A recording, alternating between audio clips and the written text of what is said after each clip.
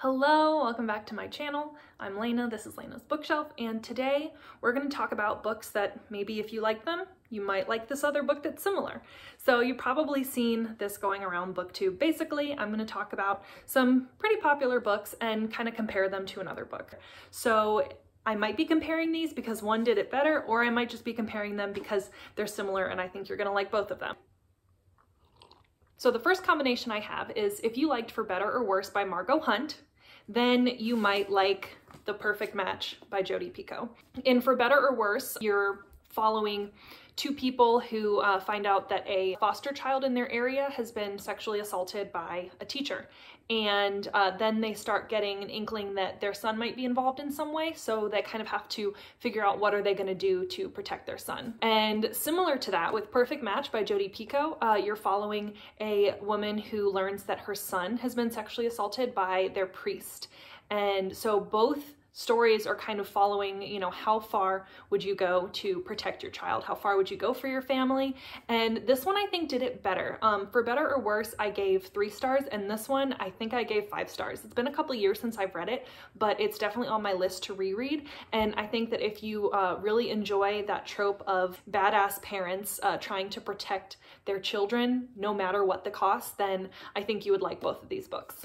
The next combination I have is if you liked For Your Own Good by Samantha Downing, then I think you would also like They Never Learn by Lane Fargo. They both kind of have that dark academia vibe. For Your Own Good is set in a very prestigious prep school, and They Never Learn is set on a college campus.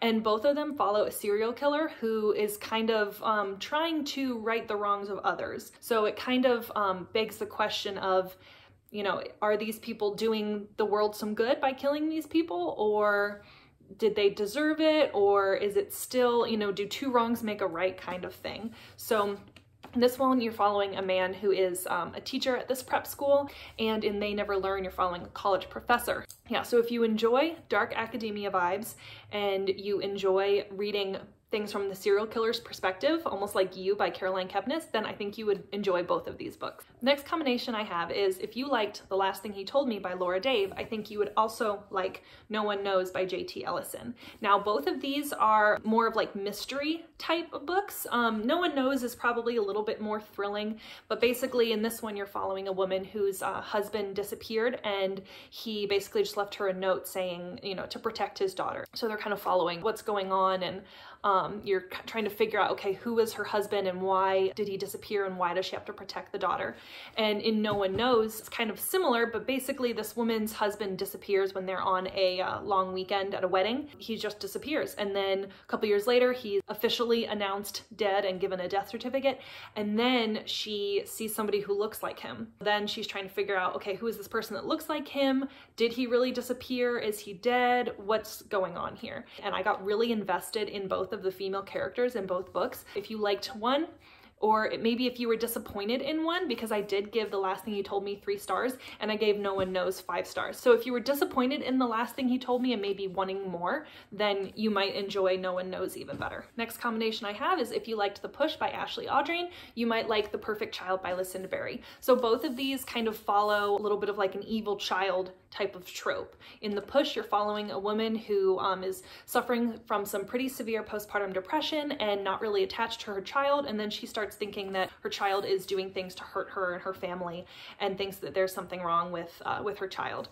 And then in The Perfect Child, you're following 2 foster parents who start fostering this little girl that they met at the hospital that has some pretty severe neglect and trauma in her background, and she just, you know, has some pretty scary tendencies, and she, you know, manipulates them and things like that. Is it nature? Is it nurture? Definitely look at the trigger warnings on this one, because I know some people have said that it hits a little bit too close to home. Make sure that it's something that you would like to read. But if you liked one, or if you read one, I think you would also enjoy the other. Next up is if you liked Behind Closed Doors by B.A. Paris, I think that you would also like What Lies Between Us by John Marrs. So both of these are kind of locked door thrillers. In this one, you're following a man and his wife, and they seem like just your average couple, and then you start realizing maybe something else is going on here. You start at one point and you kind of go back and you follow through their relationship to figure out like what's going on and why there's some sketchy stuff going on behind their relationship.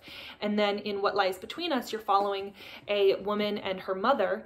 And again, you think that they're, you know, just a mother and daughter living together, and then you realize that maybe it's kind of more than that.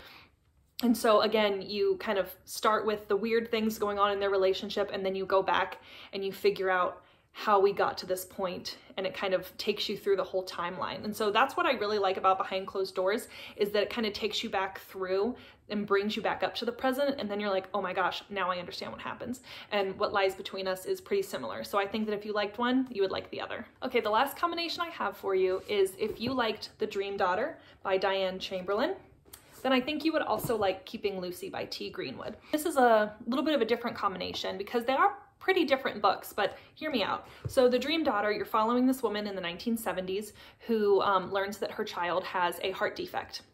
And someone in her life tells her, hey, I am from the future. I can help you travel to the future into the 2000s where you can get the fetal surgery that you need for your daughter. And so some of the timeline is in the 1970s, and then some of it is in the present day. And so this is really good for somebody who maybe dabbles a little bit in historical fiction, but because it's the 70s, there's still a lot that's, you know, pertinent to the life we live today. It's not like you're reading something from Renaissance. And then with Keeping Lucy, you're following this family from 1969, and this woman gives birth to this child who has a disability. Her child is taken from her and put in a residential treatment center. Years later, when she finally is able to go visit her daughter, she realizes that the place she's in is very neglectful and just not a good place. They're abusing and neglecting children, and she realizes, I can't leave my daughter here. So she basically kidnaps her own daughter from this residential treatment facility and goes on the run with her. And so the similarity here is that they're both kind of a little bit historical fiction-ish, even though, you know, this one has some 1970s timeline and some current day. This one is only 1969 timeline, but again, there's a lot of similarities to the life we live today. You know, they had cars, they didn't have cell phones, but they had telephones and things like that. So it's, you know, pretty easy to follow if you're not into historical fiction. But both of these are basically following a pretty intense journey. One literally journey through time, and one literally on the run with your child. Both are kind of a story of how far would a mother go for her daughter. I gave both of these 5 stars. I read them both at the beginning of this year, and they're probably gonna be some of my favorite, like they're probably gonna be on my list of favorites for this year. But I think if you liked one, you would definitely like the other. Whew, okay. That's all of the selections that I had for today. Let me know if you like videos like this. I would love to do a part 2 if you enjoy it. I have a couple other ideas brewing. So yeah, make sure you hit that subscribe button. It really helps out my channel, and I'll see you in my next one. Bye!